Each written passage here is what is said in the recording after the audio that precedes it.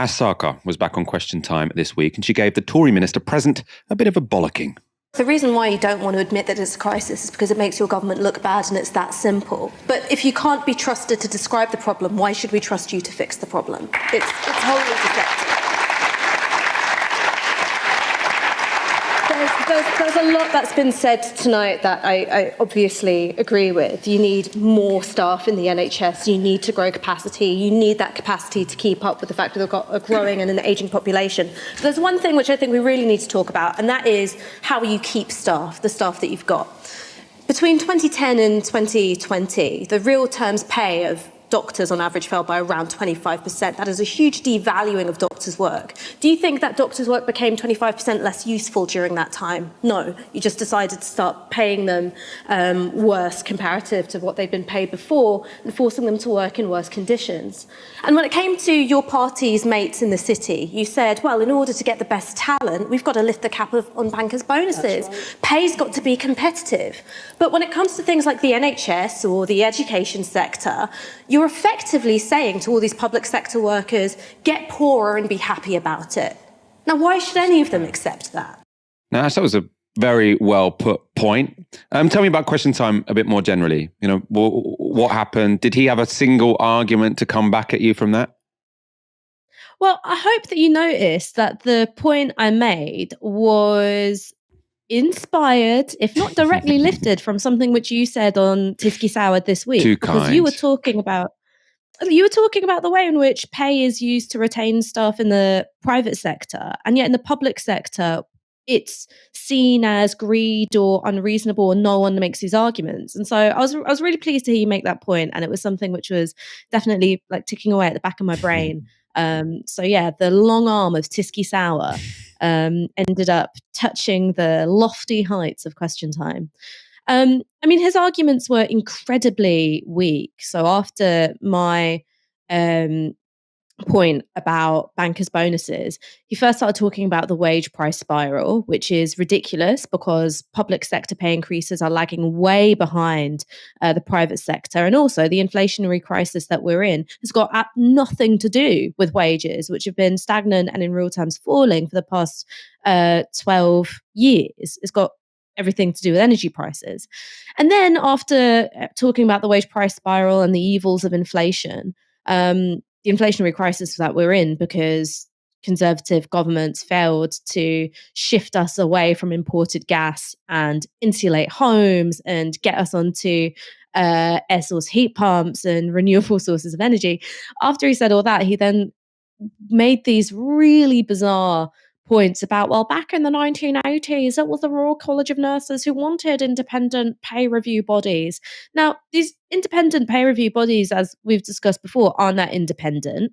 The people who comprise these boards are chosen by the government. And also, these pay review bodies can only make judgments on pay based on the funding which is allocated by the Treasury for the health service. So if you've got, as we have right now, a totally intransigent Treasury, which is saying we're not going to increase money for the NHS in order to increase doctors, nurses, paramedics' pay, you're going to have to find that money from within the existing budget if you want to do it at all. The hands of these independent pay review bodies are tied. So I thought it was a fairly weak point. I thought it was kind of pathetic. But he's a government minister. He's a junior minister. He's not the Minister for Defence. He's the Minister for Defence Procurement. And he can only go along with whatever, pathetic excuses are offered him by Rishi Sunak, Jeremy Hunt and Steve Barclay. So there's a bit of me which almost, I didn't feel sorry for him, but I recognised that the weakness of his position was an indictment of the weakness of the government's position. Let's get another clip of you up. So the discussion about the NHS was followed by a discussion on new laws to limit the right to strike.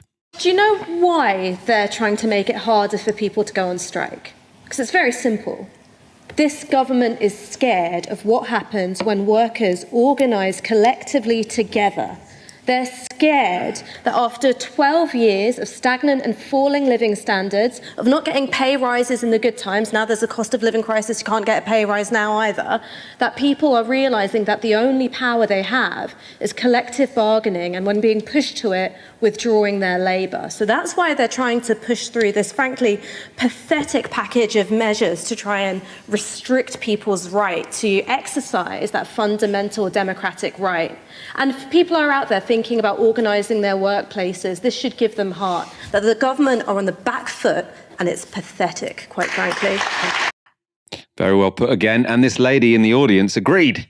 I absolutely support this right to strike. I think we should do it. And I'd like to invite Alex, the government and the Tories to strike immediately, because we could absolutely go without your service. How do you know the difference? He had no choice but to really awkwardly laugh when she said she wanted the government to go on strike because they're useless to everyone.